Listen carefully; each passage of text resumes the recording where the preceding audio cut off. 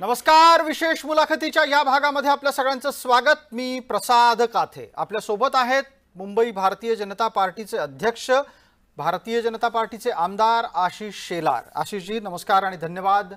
आपण जय महाराष्ट्राच्या या नव्या स्टुडिओमध्ये आलात त्यासाठी आणि मुलाखतीला वेळ दिलात त्यासाठी सुद्धा. ताज्या घडामोडींपासून सुरुवात करूयात. आपले नेते देवेंद्र फडणवीस यांनी एक ताजं वक्तव्य केलंय की भारतीय जनता पार्टीच्या सगळ्यांनी विधानसभेसाठी तयार व्हायला हवं. तुम्हाला वैयक्तिकरित्या वाटतंय का की भाजपाचे नेते आणि कार्यकर्ते सुद्धा मनानं निवडणुकीसाठी तयार आहेत? 100% आम्ही तयारीमध्ये आहोत. तयारीला लागलो आहोत. तयारीचं काम करतो आहोत आणि तयारीने महायुती जिंकेल आणि तयारीने महाविकास आघाडीचा पराभव करेल. तुमच्या लेखी महायुतीचं सरकार तरी यावेळेला विधानसभेत येणार आहे का? कारण लोकसभेचे निकाल पाहता मविया म्हणजे जी महाविकास आघाडी आहे तिच्याकडून मोठ्या प्रमाणात दावे केले जात आहेत की आता महाराष्ट्रातलं सरकार बदलणार. विरोधकांचं ते कामच आहे. विरोधकांना एवढा जर आत्मविश्वास असता तर त्यांना बोलायची गरजच नव्हती. ते वारंवार जनतेसमोर जाऊन हे सांगण्याचा प्रयत्न करतायत की आम्हीच येणार, आम्हीच येणार, आम्हीच येणार. याचा अर्थ ते स्वतःच्या आघाडीतल्या पक्षांना बळ देण्याचा प्रयत्न करतायत.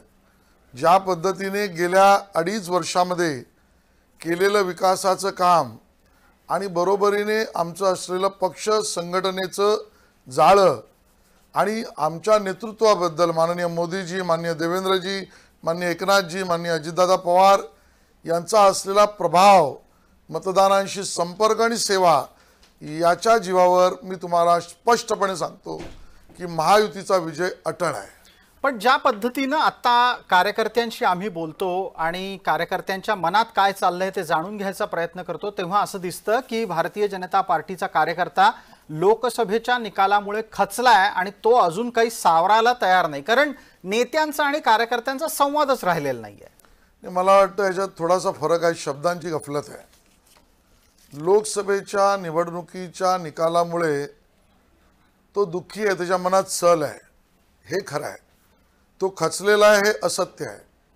त्याच्या मनातलं दुःख आणि सल हीच त्याची प्रेरणा या विधानसभेच्या निवडणुकीच्या कामामध्ये आणि निवडणुका जिंकण्यासाठीचं गमक राहणार आहे.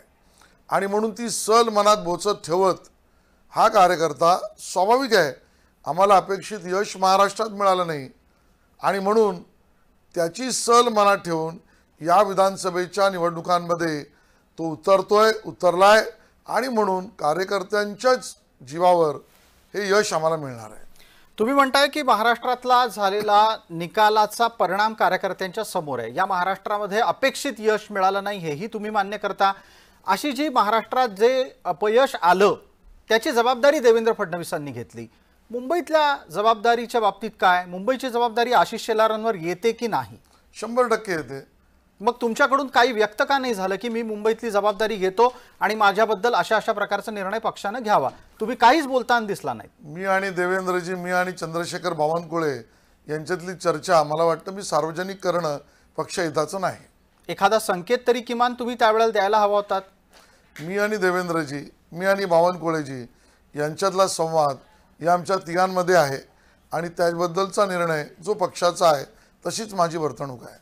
ज्या पद्धतीनं तुम्ही आता म्हणताय की तुम्ही तुमच्याकडून जे काही पक्षाला सांगायचं होतं ते सांगितलं होतं, या वाक्याचा अर्थ मी असा तुमचा घ्यावा असं मला वाटतं.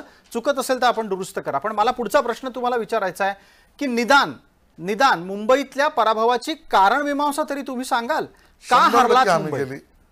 आम्ही त्या संदर्भामध्ये आमच्या सर्व कोर कमिटीची, आमदारांची, प्रमुख पदाधिकाऱ्यांची बैठक घेतली आणि त्याच्या कारणमीमांसेमध्ये जी काही कारणं समोर आहेत ती आलेली आहेत. मला या ठिकाणी मुद्दामून सांगायचं वाटतं की हिरवी पल्लावळ ज्या पद्धतीने या निवडणुकीमध्ये मोदी विरोधी, भाजप विरोधी, महायुती विरोधी एकत्र आली तरीही ज्या पद्धतीचं मतदान लोकांना भ्रम, असत्य पसरवून त्यांनी केला तरी भारतीय जनता पक्षाला मुंबईमध्ये महाविकास आघाडीपेक्षा जास्तीची मतं आहेत. पण आमचा पराभव, आमचं अपयश हीच आमच्या पुढच्या येणाऱ्या निवडणुकीच्या कामाची प्रेरणा देणार आहे, पक्षासाठी काम करायला लावणार आहे. तुम्ही म्हणता आहात की महायुतीला या अपेक्षित अपयश म्हणजे अनपेक्षित पद्धतीच्या निकालातून सुद्धा लढाईची प्रेरणा मिळाली आहे. एक उदाहरण देतो. आत्ताच्या ताज्या घटनाक्रमामध्ये धारावीमध्ये एका संघ स्वयंसेवकाची हत्या झाली. सरकारनं काय केलं त्याच्या हत्या न होण्यासाठी आणि हत्या झाल्यानंतर ज्याच्यातून संकेत जाईल की होय कार्यकर्त्याच्या पाठीशी सरकार आहे, कार्यकर्त्याच्या पाठीशी भाजपा आहे. मला वाटतं जो मृत्यू, जो खून, जी हत्या ज्यांनी कोणी केलेली आहे ते आरोपी तर पकडले गेलेच आहेत, काही 2 जण पळून गेलेत तेही पकडले जातील. मी आज एवढंच सांगेन, मी सरकारचा भाग नसलो तरी मला गृहमंत्री माहिती आहेत, त्यांचं या विभागावरची पकड ही पूर्णतः माहिती आहे. माझा पोलीस दलावरचा पूर्ण विश्वास आहे. आगे आगे देखीए होता है क्या, एवढंच मी सांकेतिक सांगेन. अशी जी आपण म्हण वापरता आहात खरी, पण आगे आगे देखीए म्हणत म्हणत अनेक प्रकरणं घडलेली आहेत. वारंवार याच पद्धतीच्या घटनाक्रमामध्ये कार्यकर्त्याच्या पाठीशी सरकार आहे की नाही हा प्रश्न उपस्थित होतो. केवळ आणि केवळ हेच नाहीये, तर या आधी सुद्धा कार्यकर्त्यांवर मोठ्या प्रमाणामध्ये हल्ले होतात. कार्यकर्त्यांना सरकारच्या बाजूची किंवा पक्षाची भूमिका घेत असताना अडचणी येतात. त्यावेळेला पाठीशी कोणी नाही ही भावना जन्माला येते.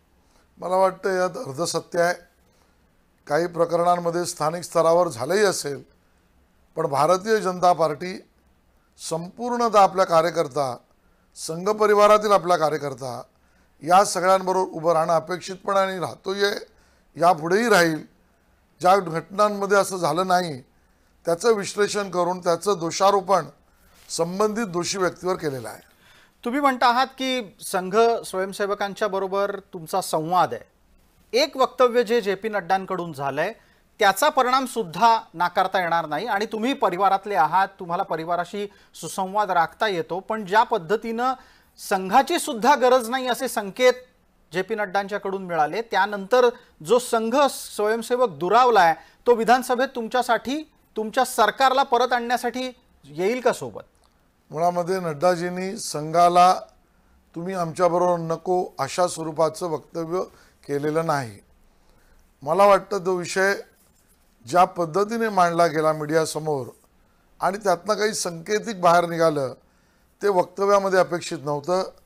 मी स्वयंसेवक आहे, नड्डाजी स्वयंसेवक आहे. आमच्या सगळ्यांच्या जगण्याची प्रेरणा ही संघ आहे. विचारधारा आमची संघ स्वयंसेवकाची आहे आणि आजन्म स्वयंसेवक म्हणूनच मरू या पद्धतीची आमची कमिटमेंट आहे. आणि म्हणून निवडणुका येतील जातील, पण विचारधारेशी तडजोड ही कदापि आम्ही करणार नाही. केलेल्या कोणाची ती क्षमा म्हणजे ॲक्सेप्ट करणार नाही. या पद्धतीची आमची भूमिका आहे. आता याच दरम्यानची आणखीन एक चर्चा आहे आणि ज्या फेक नरेटिव्हच्या महत्त्वाच्या ढालीला आपण पराभवासाठी पुढे करता, त्याच अंतर्गत हेही बोललं जातं की अजित पवारांना सोबत घेण्यामुळे संघ नाराज आहे. तुम्हाला काय वाटतं, अजित पवारांच्या सोबत येण्यानं संघाच्या कडे भावना नकारात्मक झाली, संघाला पटलं नाही अजित पवारांना सोबत घेणं? संघाचं मत काय हे मांडण्याचा अधिकार मला नाही. संघाने काय मत घेतलं पाहिजे हे सुचवण्याचा अधिकार मला नाही. संघाच्या मताच्या आधारावर त्यांनी निर्णय काय केले पाहिजेत हे मला लक्ष घालण्याचं माझं काम नाही. मी स्वयंसेवक म्हणून भाजपमध्ये आहे. अशा असंख्य स्वयंसेवक भाजपमध्ये आहेत की ज्यांना संघ विचारधारा आणि संघ ज्या पद्धतीची कार्यपद्धती अपेक्षित करतो त्या पद्धतीने समाजात काम करणं, या 2 गोष्टींसाठीच आम्ही काम करतो आहोत. आणि ती विचारधारा, ती कार्यपद्धती आणि लोककल्याण या त्रिसूत्रीवर आम्ही काम करू. अजितदादांच्या बाबतीतला निर्णय हा भारतीय जनता पक्षाने घेतलेला आहे आणि म्हणून त्याबद्दल येणाऱ्या महायुतीमध्ये ते घटक पक्ष आहेत, उद्याही असतील आणि विधानसभेच्या निवडणुका आम्ही एकत्रही लढू. संघ परिवार आमचा एकत्र विचारधारेसाठी 100% राहील, याबद्दल माझ्या मनात प्रश्न नाही. तुम्ही असं म्हणताय की अजित पवारांना सोबत घेण्याचा निर्णय भारतीय जनता पार्टीचा आहे. भारतीय जनता पार्टी म्हणून अजित पवारांचा तुम्हाला काय फायदा झाला? ज्या पद्धतीने आम्ही महायुती म्हणून एकत्र लढलो आणि आम्हाला मिळालेल्या, भले आमच्या अपेक्षित यश नसेल तर या यशामध्ये आमचे सर्व मित्रपक्ष यांचं सहकार्य आम्हाला लाभलेलं आहे. त्यात अजितदादांचं पण आहे.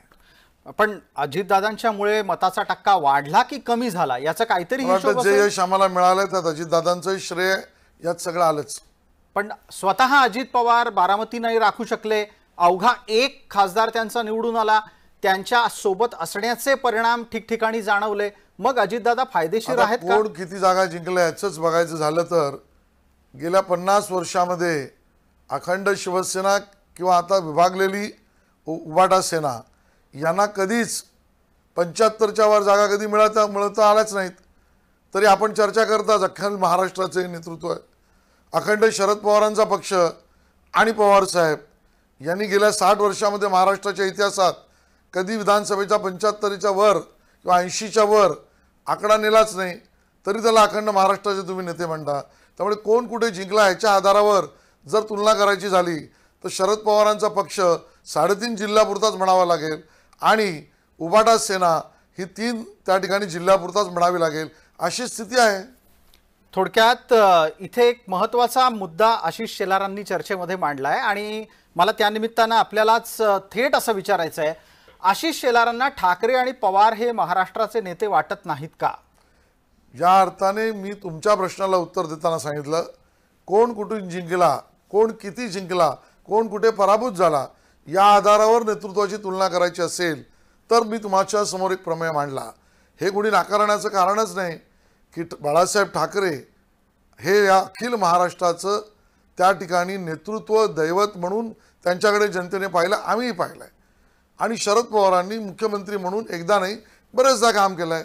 यामध्ये प्रश्नचिन्ह उपस्थित करण्याचा प्रश्नच येत नाही. पण जेव्हा जेव्हा शरद पवारांची चर्चा येते त्यावेळेला आशिष शेलार मृदू स्वरामध्ये बोलू लागतात, असं का होतं? आणि आशिष शेलार बऱ्याचदा शरद पवारांची जुळवून घेताना दिसतात. मला वाटतं हा आपला समज असेल किंवा माझ्या विरोधकांचा प्रचार असेल. नाही, पण दिसताना तसंच दिसतं. कारण ज्या वेळेला माझा चष्मा लावला तर तसं दिसणार नाही. अच्छा, तुमच्या चष्म्यातून काय दिसेल जेव्हा तुम्ही शरद पवारांकडे बघाल? कट्टर स्वयंसेवक. म्हणजे तुम्ही स्वयंसेवक आणि पवार विरोधक म्हणून? कट्टर स्वयंसेवकाची तीच भूमिका, ती माझी भूमिका. इथे ज्या वेळेला आपण कार्यकर्त्याच्या चष्म्यातूनही एकदा शरद पवारांकडे बघतो आणि आशिष शेलारांकडे पाहतो तेव्हा असं दिसतं कार्यकर्ता पवारांच्या विरोधात लढत असतो, आशिष शेलार शरद पवारांच्या सोबत असतात. अशी असंख्य उदाहरणं त्या MCA इलेक्शनमध्येच आम्ही विरोधात लढलो. म्हणून कदाचित जय महाराष्ट्राकडे स्क्रिप्ट उशिरा आली असेल. या MCAच्या निवडणुकीमध्येच पवार गट आणि शेलार गट विरोधात लढला.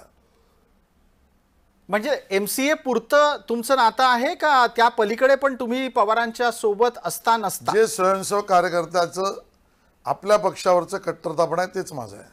MCAच्या निवडणुकीत नक्की काय होतं की तिथे तुम्ही सगळे लोक एकाच वेळेला एका व्यासपीठावर दिसतात? कदाचित आताच्या प्रश्नावरती मी सांगितलं ते पुन्हा रिपीट करतो, आम्ही वेगवेगळे लढलो.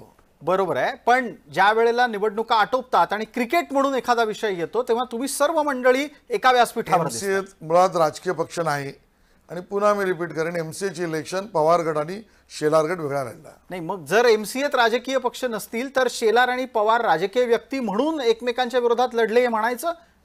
कसं काय म्हणायचं? तो तुम्ही अर्थ लावाल तो. ठीक आहे, पुढच्या मुद्द्याकडे आपण बोलूयात. याच चर्चेच्या निमित्तानं एक संकेत मुंबईतल्या संदर्भातला असा आहे, जी माहिती आहे माझी आणि मला तुम्हाला ती विचारायची आहे की केंद्रीय नेतृत्वानं आशिष शेलार यांना लोकसभा लढायला सांगितलं होतं, शेलार तयार नव्हते. खरं आहे का खोटं आहे? खोटं आहे. मग तिथे उज्ज्वल निकम लढावेत हा विषय कोणाच्या सुपीक डोक्यातून? सामूहिक नेतृत्वातून. मग सामूहिक नेतृत्वाला लक्षात नाही आलं की तुलनेनं निकम हे कमकुवत ठरू शकतात? कारण राजकारणात ते नवखे आहेत. आम्ही केलेल्या अवलोकनाचे सर्व बिंदू जाहीर करणं संयुक्तिक नाही. तुम्ही ज्या अवलोकनाचा आधार घेताय मुळात आता हाच एक कळीचा मुद्दा बनलेला आहे चर्चेमधला आणि तो तुमच्यापर्यंत पोहोचला असेल की हा जो काही सर्वेचा बागुलबुवा उभा राहिला त्यातूनच भाजपनं अनेक जागा हडपायचा प्रयत्न केला. मग शिंदेंचे समर्थक असोत की अजित पवारांचे असोत, दोघांनाही या भाजपाच्या सर्वेच्या विरोधात बोलण्याचं निमित्त मिळतं. मला वाटतं की या निवडणुकीत आम्हाला अपेक्षित यश मिळालं नाही.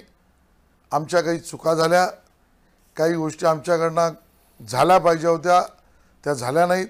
या सगळ्याचं एक अवलोकन आम्ही केलेलं आहे आणि त्या आधारावर पुढची रणनीती ठरवलेली आहे. आता ते मुद्दे परत बाहेर काढणं हे पक्षहिताचं नाही. पक्षाच्या चर्चेच्या निमित्तानं पुढचा मुद्दा आहे माझा आपल्याला आणि तो असा आहे की येत्या काळात महायुतीचं सरकार यावं याच्यासाठी खऱ्या अर्थानं कोणत्या मुद्द्यांवर भारतीय जनता पार्टीनं काम केलं पाहिजे?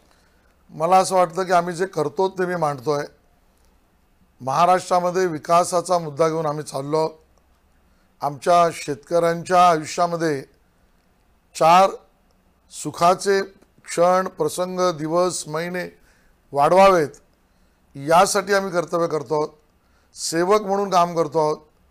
युवक, विद्यार्थी, माता भगिनी, सर्व समाजाच्या असलेल्या अपेक्षा या सगळ्यांवर भरीव 2 पावलं पुढे टाकणारं निर्णय, धोरण, कार्यक्रम आणि अर्थव्यवस्था या दिशेने आम्ही काम करतो आहोत.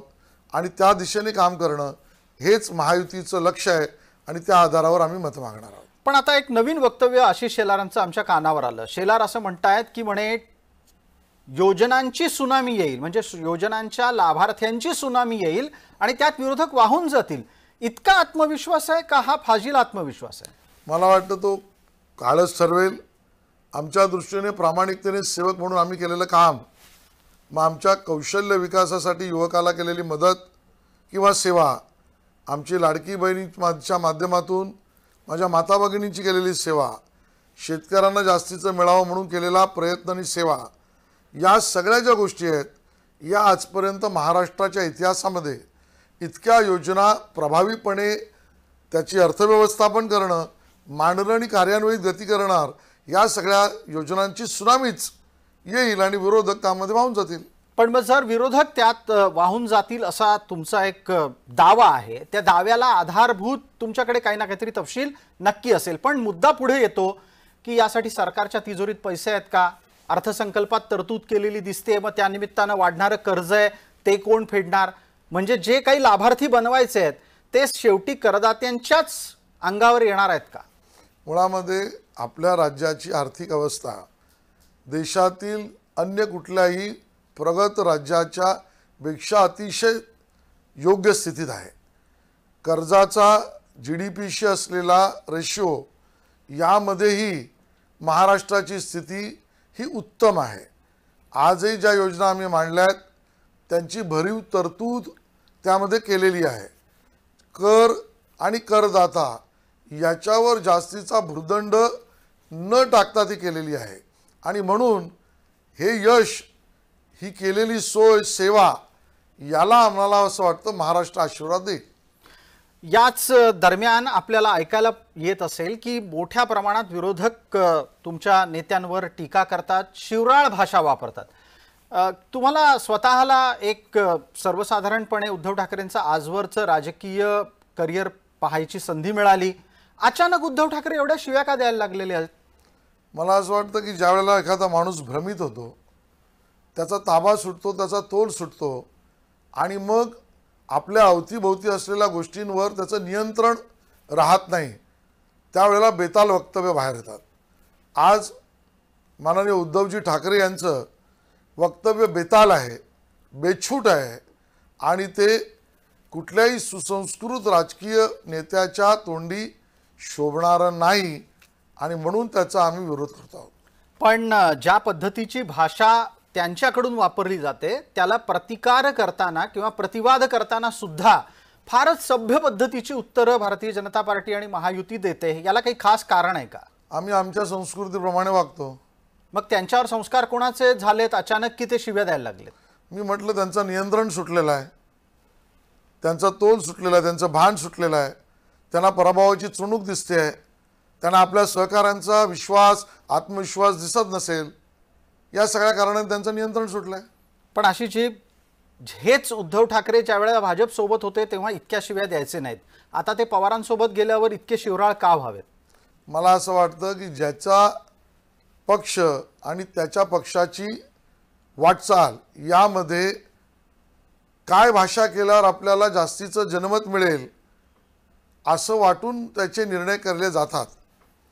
पवार साहेबांसोबत गेल्यानंतर किंवा काँग्रेससोबत गेल्यानंतर उद्धवजी महाराष्ट्राच्या संस्कृतीला, सभ्यतेला न शोभणारी वक्तव्य आणि भाषा का करतायत याचं कारण ते काँग्रेसबरोबर गेल्यामुळे आहे असं माझं मत आहे. काँग्रेस बरोबर गेल्यामुळे शिव्या द्याव्या लागल्यात का? आणि ते जर शिव्याच देणार असतील तर तुम्ही आजही उद्याही परवाही जी जी म्हणतच त्यांचा उल्लेख करणार आहात का? मुळामध्ये मी माझ्या संस्कृतीप्रमाणे वागेन. माझ्या वाक्यात बोलक्यातली परखडता, आक्रमकता ही कोणाचा तरी अपमान करण्यासाठीची नसेल, पण विषयाला सडेतोड उत्तर असेल. मग कार्यकर्त्यांनी काय करायचं अशा वेळेला? भारतीय जनता मी पार्टी म्हणतो तसंच करायचं. म्हणजे त्यांनीही इतक्याच विनम्रपणे प्रतिवाद करत राहायचं. तुम्हाला जी विनम्र वाटते हा तुमचा प्रॉब्लेम आहे. मी जे बोलतोय तो सडेतोड बोलतोय. तुम्ही तुमच्या लेखी ज्या गोष्टी सडेतोड म्हणता आहात त्यामध्ये बऱ्याचदा आदर दिसून येतो आणि विनम्रता ही कोणाला जी कमकुवतपणाकडे नेते. म्हटल्यामुळे त्याचा अपमान करण्याची भाषा ही घालून पाडूनच असली पाहिजे, ही महाराष्ट्राची संस्कृती नव्हे. याच दरम्यानच्या काळामध्ये तुमच्या नेत्यांच्या शारीरिक रचनेबद्दलही उद्धव ठाकरे बऱ्याच काही गोष्टी बोलताना दिसतात आणि त्याला प्रतिकार सुद्धा करायची गरज असते का? मुळामध्ये जो अशा पद्धतीने बोलतो ते महाराष्ट्रातील जनतेला अपेक्षित नसल्यामुळे त्याचे परिणाम निवडणुकीच्या निकालामध्ये दिसतात, हे आजपर्यंतचा इतिहास सांगतोय. तर अशा पद्धतीच्या शारीरिक एखाद्याच्या बाबतीत उल्लेख करून बोलणं हा महाराष्ट्राच्या संस्कृतीशी द्रोह आहे आणि तो उद्धवजींचा पक्ष करतोय. अगदी अशी जी आपण मुद्द्यावर आणली चर्चा, ती त्याच निमित्तानं पुढचा प्रश्न पटकन येतो की तुम्हाला वाटतं अशा प्रकारच्या शिवराळ भाषेला महाराष्ट्राची जनता साथ देणार नाही? कारण टाळ्या तर खूप मिळतात त्यांना. नाही, बिलकुल मिळणार नाही. आपण निवडणुकीच्या निकालात बघाल त्या आधीही बघाल, महाराष्ट्र प्रगल्भ, पुरोगामी, सुसंस्कृत आणि उद्याचा वेध घेणारा आहे आणि आपली संस्कृती टिकवणारा आहे. विरोधकांशी बोलताना सुद्धा त्याचं तारतम्य बाळगावं हे महाराष्ट्रातल्या सामान्यातल्या सामान्य माणसाला वाटतं. त्यांनी केलेल्या भाषेच्या चौपट भाषेत, मी तर मालवणी आहे, मी तर इरसाल भाषेत बोलतोय आणि यामुळे त्यांनी हे लक्षात ठेवावं, या भाषेचा उपयोग वारंवार करणं त्यांच्या हिताचं नसलं तरी आम्ही त्या भाषेत बोलल्यावर मात्र माझा जन्म आणि माझा पक्ष आणि माझं घर याच्यावर काय येतात असं रडगाणं गाऊ नये. आशिष शेलार, आपण अस्सल कोकणी आहात. एक कुठलं तुम्हाला रूपक उद्धव ठाकरेंसाठी कोकणातलं द्यावं लागेल, द्यायची इच्छा आहे? आज नाही, निवडणूक प्रचारात देईन. तोपर्यंत निवडणुकीच्या प्रचाराची वाट पाहायची आहे. बिलकुल, त्यांना पण विचार करू दे मी काय बोलणार आहे. बर, पुढचा एक राजकीय मुद्दा सध्या जो सातत्यानं समोर येतोय आणि तो खास करून एक मराठा नेता म्हणून मला तुम्हाला विचारायचा आहे. अर्थात मी तुमचा तसा उल्लेख केला त्याबद्दल तुम्हाला चालणार आहे का? म्हणजे मी तुम्हाला मराठा नेता म्हटलेलं चालणार आहे का? कारण आजकाल एक नवी विचारधारा समोर येते की जातीची चर्चा करू नका.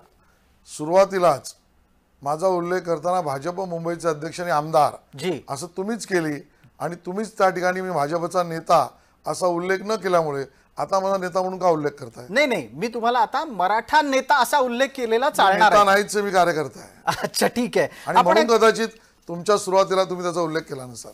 जी, पण मराठ्यांच्या आंदोलनाच्या निमित्तानं तुमचं स्वतःचं चिंतन काय म्हणतंय? आता ज्या पद्धतीनं मनोज जरांगे निवडणुकीत येऊ पाहतायत, त्यांचं म्हणणं आहे की येत्या काळात ते सर्व जागा लढतील आणि त्यात सुद्धा खास करून भाजपाचा जागा पाडतील. मला मुंगेरी लाल के हसीन सपने, भाजपचा पराभव करू, भाजपला संपवू अशी स्वप्न बघणारे मोठे मोठे त्यांची आज अवस्था काय झाली याचा अभ्यास आंदोलनकर्त्यांनी करावा. या निवडणुकीमध्ये भारतीय जनता पक्ष आपल्या भात्यामध्ये केलेल्या संपूर्ण विकास कामांची आणि किंबहुना मराठ्यांसाठी सुद्धा आरक्षण देणारा नेता देवेंद्र फडणवीस आणि पक्ष भाजप हे त्या ठिकाणी आम्ही करून दाखवलं आहे. आता एकनाथ शिंदेजींच्या सरकारमध्ये पुन्हा केलं आहे आणि म्हणून जे माननीय अमित शहाजी बोलले तेच सत्य आहे. जेव्हा जेव्हा भाजप किंवा भाजप मित्रांचं सरकार येतं त्यावेळेलाच मराठ्यांना आरक्षण मिळतं. पवार साहेब किंवा काँग्रेस यांचं सरकार येतं त्यावेळेला मराठ्यांना आरक्षण मिळत नाही किंवा मिळालेलं व्यपगत होतं. पवारांना मराठ्यांचं आरक्षण बघवत नाही असा जो एक विचार तुम्ही पुढे आणतात त्याला पुरावे काय काय आहेत? कारण त्यांचं म्हणणं त्या ठिकाणी उत्तरं दिलेली आहेत. त्यांनी दिलेल्या बाईटमध्ये सगळ्या गोष्टी स्पष्ट आल्या आहेत. कारण पवार साहेबांना मराठ्यांना आरक्षण द्यायचं असतं ते इतकं वर्ष हा प्रश्न प्रलंबितच करायला. हा प्रलंबित ठेवण्याचं कारण काय? आपण मुख्यमंत्री होतात पवार साहेब, आपल्या काळामध्ये एकदा नाही दोनदा, त्या ठिकाणी तीनदा आपलं सरकार महाविकास आघाडीने अगोदर काँग्रेस याचं होतं, तरी हे आरक्षण मराठ्यांना का मिळालं नाही, मागासवर्गीय आयोग तुम्ही का निर्माण केला नाही, या अशा 100 प्रश्नांची सरबत्ती आणि त्याची बोटं पवारसाहेबांकडे येतात. आणि म्हणून पवारसाहेबांना मराठा समाजाला आरक्षण द्यायचं होतं का याचाच प्रश्न मुळाशी आहे. पवारांना मराठा आरक्षण द्यायचं नव्हतं आणि देवेंद्र फडणवीसांनी ते दिलं, याच्या पुढचा जो तुमच्या समोर येणारा प्रश्न असतो तो हे आरक्षण टिकलं का नाही मग सर्वोच्च न्यायालयात, आणि त्याची जबाबदारी उद्धवजींनी केलेल्या अतिशय बेजबाबदार पद्धतीने चालवलेल्या सरकारमुळे. त्या ठिकाणी सर्वोच्च न्यायालयासमोर सुद्धा देवेंद्रजीने दिलेलं आरक्षण टिकलं होतं. आणि मग ज्यावेळेला लार्जर बेंचकडे गेलं, त्याच्या निवाड्यातच गोष्टी म्हटल्या आहेत की मागासवर्गीय आयोगाचा तत्कालीन रिपोर्ट हा तुम्ही प्रोड्यूस केला नाही, तो इंग्लिशमध्ये प्रोड्यूस केला नाही, एन नंबर ऑफ तारखांमध्ये तुमचे वकील उपस्थित राहिले नाही. उद्धवजीच्या सरकारने आणि उद्धवजींनी जे देवेंद्रजींनी टिकवून सुप्रीम कोर्टापर्यंत टिकवलं होतं ते लार्जर बेंचसमोर का गमावलं. महाराष्ट्र ही जी घोडचूक उद्धव ठाकरे यांनी केली त्यामुळे मराठा समाजाचं तोंडचं पाणी हातातलं आरक्षण निघून गेलं, हा माझा उद्धवजींवर थेट आरोप आहे. पण ज्या तीव्रतेनं तुम्ही हा मुद्दा मांडता त्याच्याच प्रतिवादासाठी समोरून तसा प्रतिसाद येताना दिसत नाही. बहुसंख्य मराठे हे फडणवीसांच्या विरोधात बोलतात. कारण मला वाटतं आता चाललेलं आंदोलन यामागे राजकारण आहे आणि राजकीय काही व्यक्तींचा हात त्यामागे स्पष्टपणे दिसतोय. कोणाचा? आणि म्हणून त्या राजकीय पक्षातल्या व्यक्ती, ज्यामध्ये पवारसाहेब असतील, महाराष्ट्र विकास आघाडी असेल, या सगळ्यांनी थेट, आणि म्हणून तर या सगळ्यांनी समाजाच्या आरक्षणाच्या ओबीसी किंवा मराठा लावलेल्या सर्वपक्षीय बैठकीला येण्यापासून सुद्धा परागंदा झाले. का पळाले, का आले नाहीत? समाजाबद्दल चिंतन असेल, चिंता असेल तर त्यांनी येणं अपेक्षित होतं, पण हे त्यांनी केलेलं नाही. आणि म्हणून यामागे राजकारण आहे, महाराष्ट्र विकास आघाडी आहे. तुम्ही जर समजा मनोज जरांगेंच्या आंदोलनामागे महाविकास आघाडी आहे असा संकेत पोहोचवू पाहत असाल तर त्याच्या पलीकडे जाऊन मुद्दा असा मी उपस्थित करतो की मग मनोज जरांगे निवडणुकीत उतरल्यावर कुणाला फायदा कुणाला तोटा? मी याच्या चर्चेत जाणार नाही. कोणाला फायदा कोणाला तोटा, कोण उभा राहील कोण बसेल, ज्याला पराभवाची चिंता त्यांनी हे करावं. आमचं विश्लेषण स्पष्ट आहे. या महाराष्ट्राची सेवा आम्ही प्रामाणिकतेने केली आहे, विकासाची कामं अतिशय आक्रमकतेने केली आहे, लाभार्थ्यांपर्यंत योजना पोहोचवल्या आहेत, माननीय मोदीजींचं गंभीर नेतृत्व आहे. आमचा विजय हा त्या ठिकाणी सेवेकरी म्हणून महाराष्ट्रातील जनता करेल. तुमच्या लेखी मनोज जरांगेंचं भवितव्य काय आहे? मी इथे भविष्य सांगायला आलेलो नाही.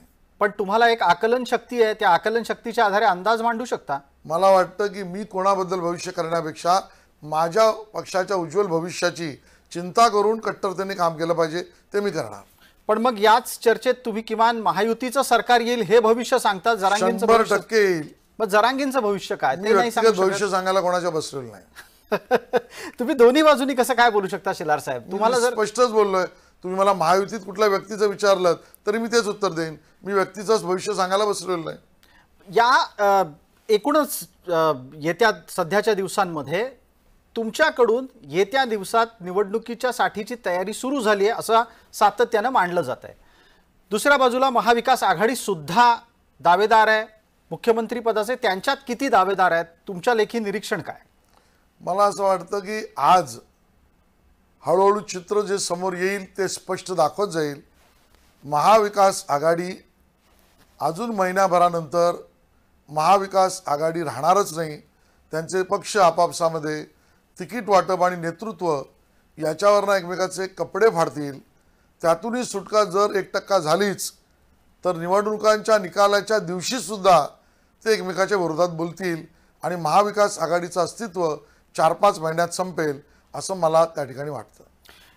तुम्ही एका अर्थी खूप मोठ्या पद्धतीचं वक्तव्य केलं आणि एक धक्कादायक वक्तव्य म्हणावं लागेल की निवडणुकीच्या आधी आणि निवडणुकीच्या सुमारास सुद्धा महाविकास आघाडी संपू शकते. पण दुसऱ्या बाजूला उद्धव ठाकरेंना पुन्हा मुख्यमंत्री होण्याचं स्वप्न पडलंय अशी माहिती आहे.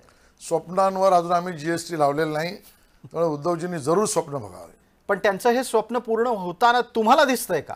बिलकुल नाही. जेव्हा मी महायुती जिंकेल म्हटल्यावर त्यांच्या स्वप्नांवर मला का विचारताय? ठीक आहे, तुमचं म्हणणं आहे की उद्धव ठाकरे काही पुन्हा मुख्यमंत्री होणार नाहीत. एक आणखीन संकेत आणि तो राजकीय दृष्ट्या निरीक्षणातून तुम्ही द्यायला हवा. आदित्य ठाकरे वरळीतून लढणार अशा प्रकारची चर्चा सध्या सुरू आहे. तुमच्या लेखी आदित्य ठाकरेंच्या साठी वरळीची सीट सेफ राहिली आहे का? मला असं वाटतं की माझा मुंबईतल्या सगळ्या जागांचा जो काही अभ्यास आहे त्या अभ्यासावर मी नक्की असं म्हणेन की वरळीमध्ये सुद्धा महायुतीचा विजय 100% आहे. आदित्यजी लढणार नाही लढणार, पक्ष त्यांना काय सांगणार, त्यांचे वडील त्यांना काय सांगतील, हा माझ्या दृष्टीने गौण प्रश्न आहे किंवा त्यांचा अंतर्गत प्रश्न आहे. पण वरळीची जागा महायुती जिंकेल हे वातावरण नक्की आहे. वरळीतून तुमचा उमेदवार असेल का तुम्ही मनसेसाठी जागा सोडाल? कारण आता मनसे प्रतिस्पर्धी म्हणून येतोय. महायुतीचा असेल. मग या महायुतीत मनसे असणार की नसणार? आज तरी कुठली अशी चर्चा नाही आहे. तुमच्या लेखी राज ठाकरेंनी 288 जागा लढाव्यात की न लढाव्यात? बघा, तो त्यांच्या पक्षाचा विषय आहे. त्यांच्या पक्षाने किती लढाव्यात की न लढाव्यात यांचा निर्णय त्यांनी करायचा आहे. मी माझ्या पक्षाचं काम कसं वाढवून हे बघीन, त्यांच्या पक्षाने काय करायचं त्यांचा प्रश्न आहे. पण याच चर्चेत राज ठाकरे 288 जागा लढणार असतील तर त्याचा नफा नुकसान सुद्धा तुम्हाला बघायला हवं. आज तरी महायुतीमध्ये ते नाहीत असं त्यांच्यावरही अन्याय करू नका, कारण तेही म्हणत आहेत आम्ही नाही आहोत. मी महायुती जिंकेल हे मी म्हटलेलं आहे आणि त्यामुळे महायुती जिंकेल म्हटल्यावर पराभवाच्या यादीमध्ये मनसेचंही नाव असेल. अच्छा, म्हणजे हा एक संकेत धरायला हरकत नाही की महायुती जिंकणार आहे म्हणजे राज ठाकरेंना काही यश मिळणार नाहीये. आता एकच जण जिंकू शकेल की महायुतीचा मुख्यमंत्री पदाचा उमेदवार कोण? सॉरी, महायुतीचा मुख्यमंत्री पदाचा उमेदवार कोण? आम्ही एकनाथ शिंदेजींच्या नेतृत्वात आज आहोत आणि एकनाथजींच्याच नेतृत्वात पुढची निवडणूक आम्ही लढवणार आहोत. कार्यकर्त्यांचा प्रश्न आहे की एकनाथ शिंदेंना मुख्यमंत्री करण्यासाठी भाजपच्या कार्यकर्त्यांनी मेहनत का घ्यायची? आजही आम्ही एकनाथ शिंदेजींच्या नेतृत्वात सरकारमध्ये आहोत, त्यांच्या नेतृत्वात निवडणूक लढवणार आहोत. यामध्येच सगळं काही आलं. या सगळ्याच्यात एक जो प्रचार कायम केला जातो की शरद पवार हे फार चमत्कारी पुरुष आहेत, ते कधीही काहीही करू शकतात. तुमच्या लेखी महायुती अस्तित्वात आहे तेव्हापासून येत्या काळात महाविकास आघाडी अस्तित्वात राहणार नाही तिथपर्यंत जेव्हा सत्ता स्थापनेचे दिवस येतील दिवाळीच्या काळात, त्यावेळेला नक्की शरद पवार काय करतील? मग आज याच्यावर भाष्य करण्यासारखे काहीच मुद्दे आपल्यासमोर नाहीत. पण आजची माझी इंटरव्ह्यू आणि ही क्लिप तुम्ही ठेवा. बिलकुल. की महाविकास आघाडी त्यांचे तिकिटांचे आकडे ठरवताना सुद्धा कपडे फाडतील. तेव्हा फाटून जर महाविकास आघाडी फुटली नाही तर निकालाच्या दिवशी तरी फुटेल. एक संकेत मी हा प्रश्न विचारण्यामागचा असा होता की आता पवारांचे समर्थक सांगायला लागलेत की महिनाभरामध्ये दिल्लीत फार मोठ्या घडामोडी होणार आहेत. तुमचं सातत्यानं अमित शहांशी खूप चांगलं नातं असतं आणि संवाद असतो अशी माझी माहिती आहे.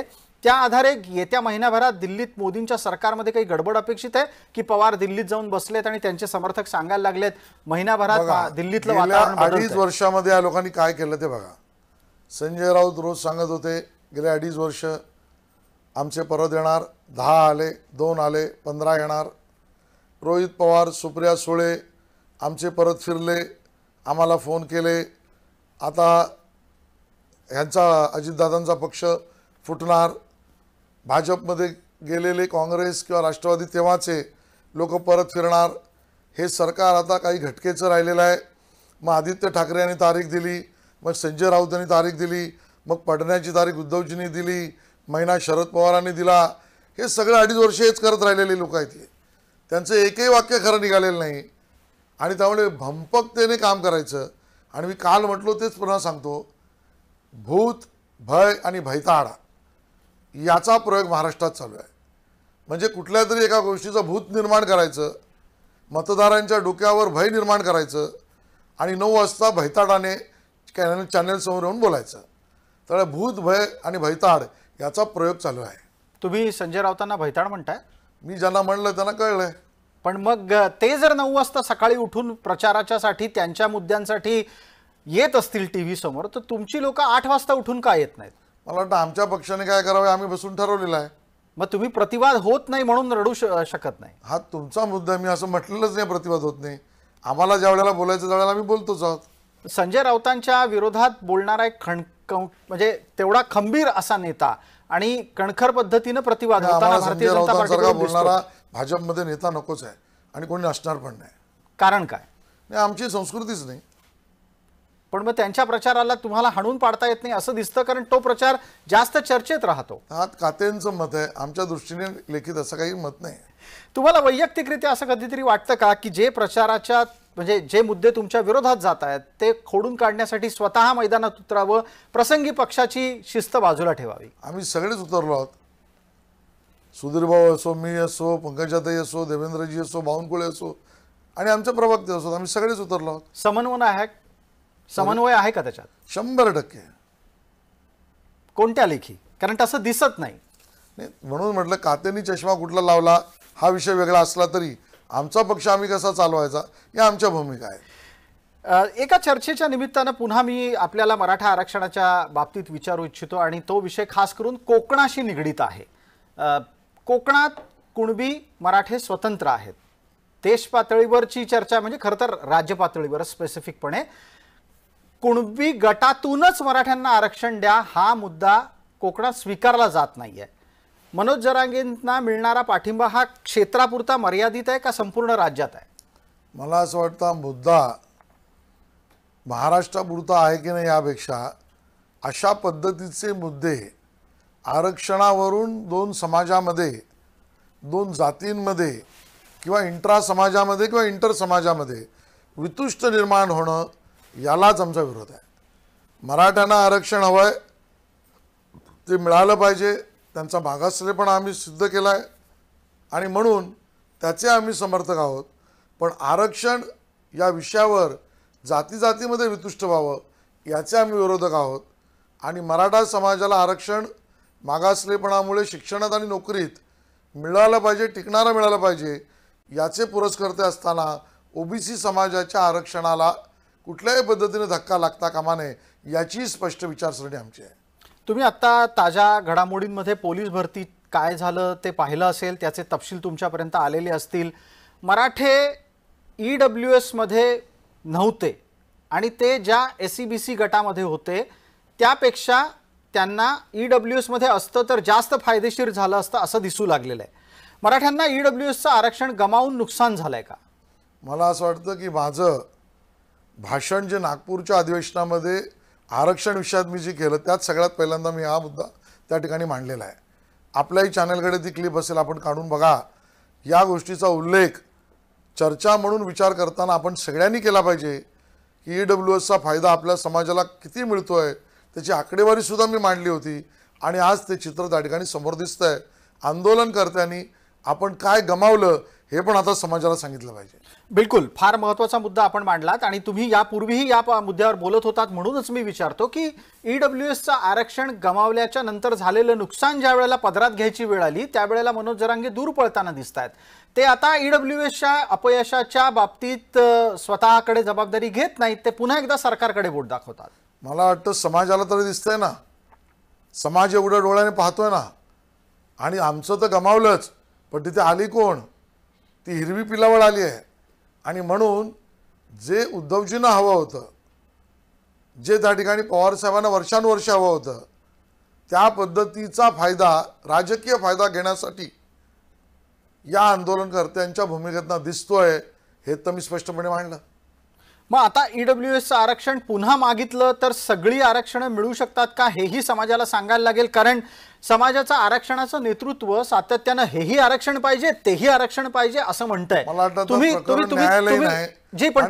स्वतः वकील आहात, जो निर्णय आहे तुम्ही वकील आहात म्हणून मला विचारायचं असं मला त्या ठिकाणी वाटतं. जी, पण मला तुम्ही वकील आहात म्हणून समाजाला हे सांगायला पाहिजे की एका वेळेला अनेक आरक्षणं एका समाजाला मिळतात की नाही. मला वाटतं कायदा स्पष्ट आहे, संविधान स्पष्ट आहे. बाबासाहेबांनी मांडलेल्या संविधानामध्ये या सगळ्या गोष्टी स्पष्टपणे लिहिलेल्या आहेत. आणि म्हणून डोळसपणे राजकारण करणं हे आज महाराष्ट्राची आवश्यकता आहे.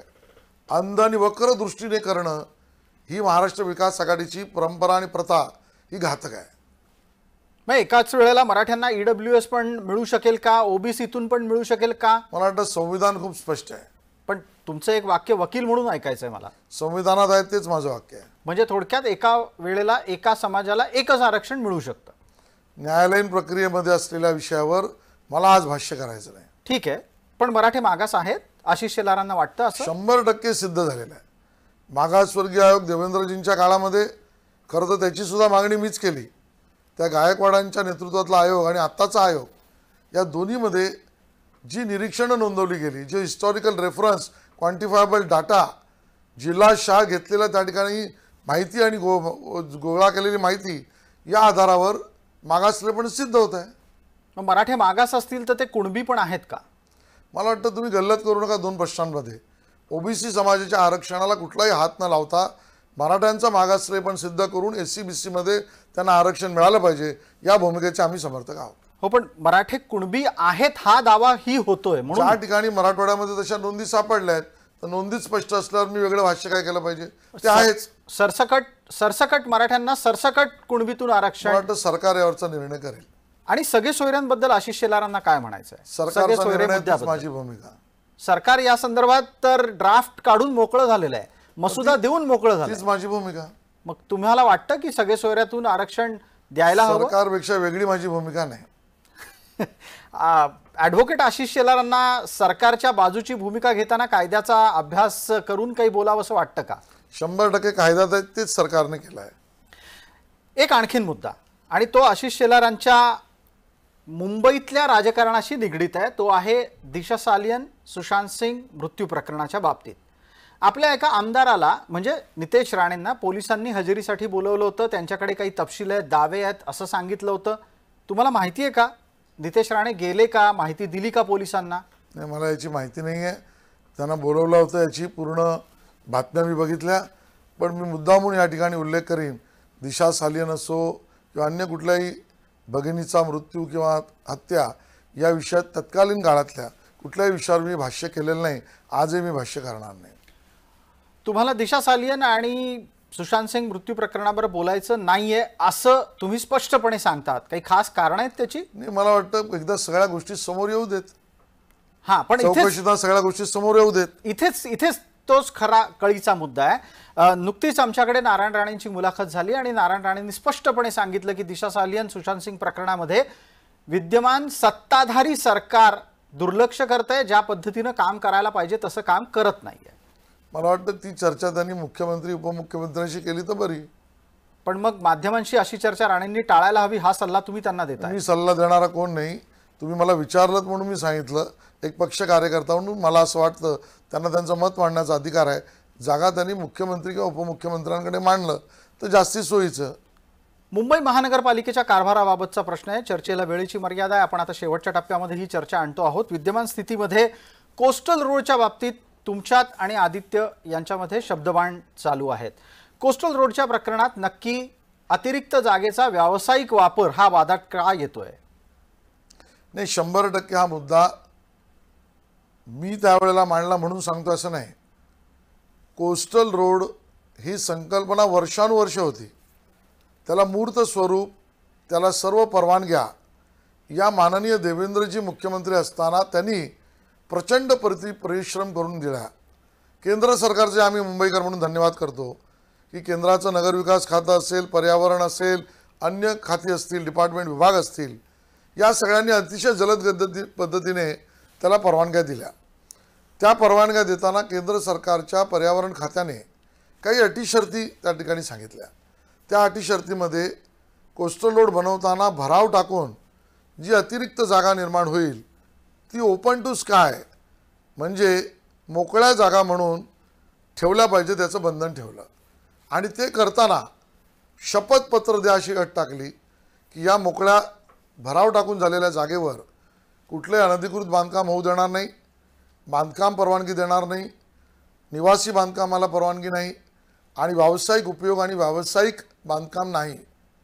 या पद्धतीचं हमीपत्र तुम्ही द्या अशी थेट अट केंद्र सरकारने परवानग्या देताना राज्याला, ज्यावेळेला उद्धवजींचं आणि महाविकास आघाडीचं सरकार होतं आणि महापालिकेमध्ये सुद्धा उद्धवजींच्याच नेतृत्वातली लोक बसली होती, त्यावेळेला लिखित आलं.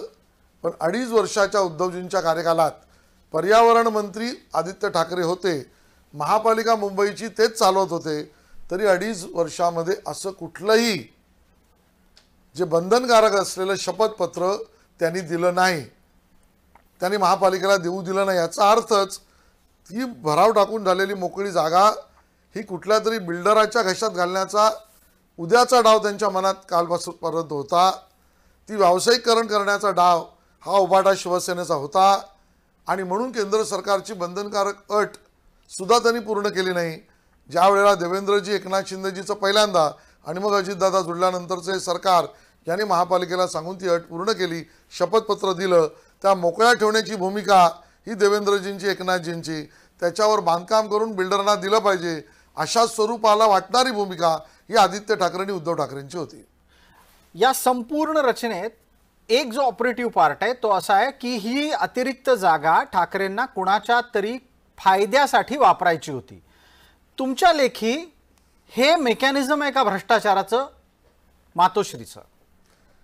भ्रष्टाचाराच्या मेकॅनिझममध्ये उभाटा सेना PhD करेल. संशोधन करणाऱ्यालाही संशोधन कुठली बायफोकल किंवा अजून कुठली लेन्स लावली, अगदी उद्धवजींच्या असलेल्या फोटोशूटच्या कॅमेरामधली तरी सापडणार नाही अशा सूक्ष्म पद्धतीने भ्रष्टाचाराचे 140 प्रयोग किंवा 1400 प्रयोग हे उभाटा सेनेने केलेले आहेत आणि वेळोवेळी आम्ही त्यांना उघडं केलेलं आहे. आणि म्हणून भूखंडाचं श्रीखंड खाणाऱ्या शरद पवारांबरोबर त्यांनी गेल्यावर हा मोकळा भूखंड जो निर्माण होणार होता तोही कोणाच्या तरी घशात घालण्याचा हा त्यांचा डाव होता. याच्याबद्दल माझ्या मनामध्ये संपूर्णतः शंकाविरहित माझं मत आहे. मुलाखतीच्या शेवटच्या टप्प्यात तुम्ही हा उद्धव ठाकरेंना सल्ला देऊ इच्छिता का की कसा करावा भ्रष्टाचार, त्याचे 101 मार्ग असं पुस्तक त्यांनी लिहावं? मला असं वाटतं त्यांनी कसे केले 1400 प्रयोग ते पुस्तक मी लिहून त्यांना भेट देईन. धन्यवाद. आपण ही एक भूमिका घेतली आहे त्याबद्दल आणि या निमित्तानं चर्चेत आलेल्या सर्व प्रश्नांची उत्तर आपण अगदी दिलखुलासपणे दिली, त्यासाठी सुद्धा आपले मनपूर्वक आभार. विशेष मुलाखतीच्या या भागामध्ये तूर्तास इतकंच. आपण पाहत रहा फक्त जय महाराष्ट्र.